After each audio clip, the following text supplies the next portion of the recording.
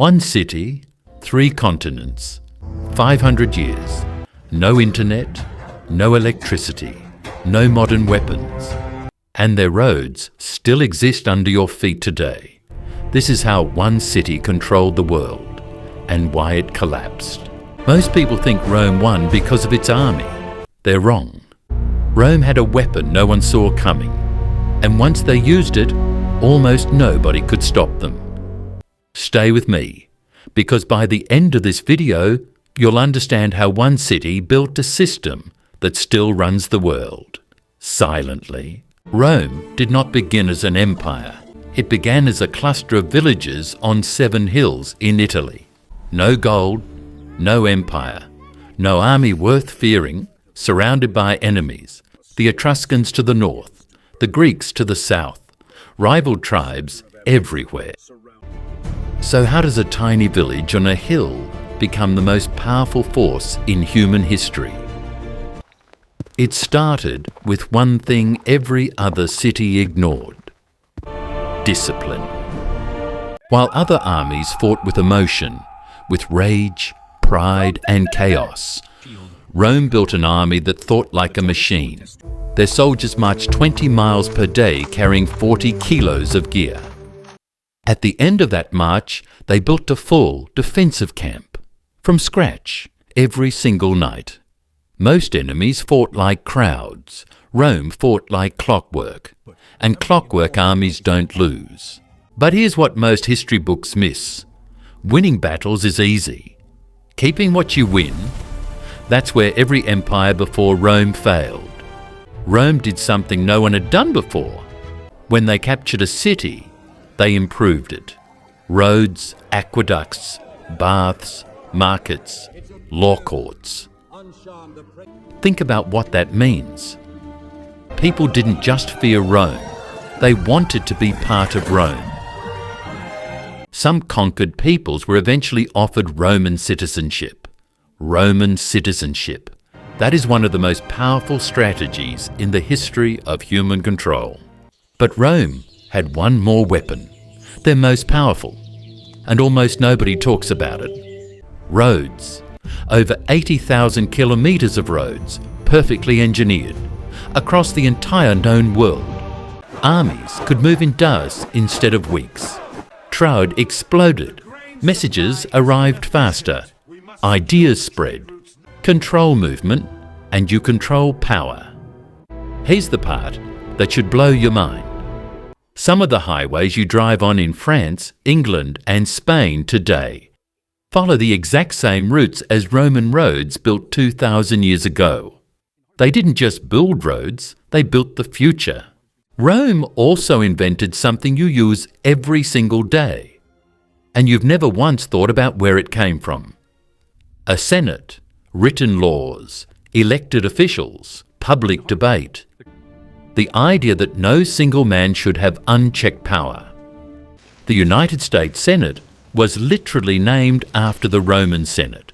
The word Senate comes from the Latin senatus. When the Founding Fathers designed America, they didn't look at Britain for inspiration. They looked at Rome.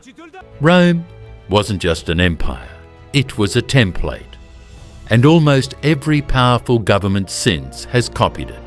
So Rome had everything: the army, the roads, the system, the ideas. So why did it fall? Not because of one battle, not because of one enemy. The real threat came from inside. At its peak, the Roman Empire controlled 70 million people, roughly 20% of the world's entire population. But size is also a weakness. The empire grew so large it became impossible to govern from one city. Corruption spread.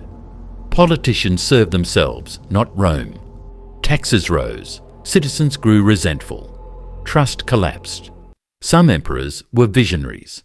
Augustus built, Hadrian explored, Marcus Aurelius philosophized. But then came Caligula, Nero, Commodus, emperors who burned what others built. Nero watched Rome burn. Some historians say he ordered it. then built himself a palace on the ashes called the Domus Aurea, the Golden House. The army became too expensive. Border enemies pressed harder. Province after province began to pull away. In 410 AD, something happened that Romans thought was impossible. The Visigoths sacked Rome. A barbarian tribe walked into the Eternal City and took everything. For the first time in 800 years, Rome had been captured. Citizens couldn't believe it. Many thought it was the end of the world. In 476 AD, the last Roman emperor in the West, a 16-year-old boy named Romulus Augustulus, was quietly removed from power. Not in battle, not with a fight, he simply stepped down. But Rome did not disappear. Its language became French, Italian, Spanish, Portuguese, Romanian, 5 modern languages spoken by over 1 billion people.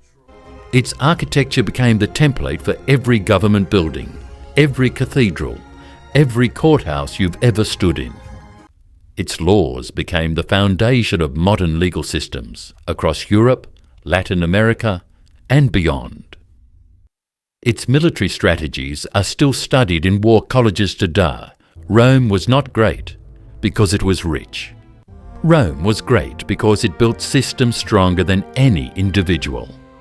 And it fell when those systems failed. That is why Rome is more than ancient history. It is a warning and a blueprint, still being read. Right now, before you leave, one question for you in the comments. Which part of Rome do you think the modern world still hasn't learned from? Drop it below. I read every single one. And if you want to understand the science mysteries and the wealth origins that shaped our world the same way Rome did, subscribe. The next video goes live this week.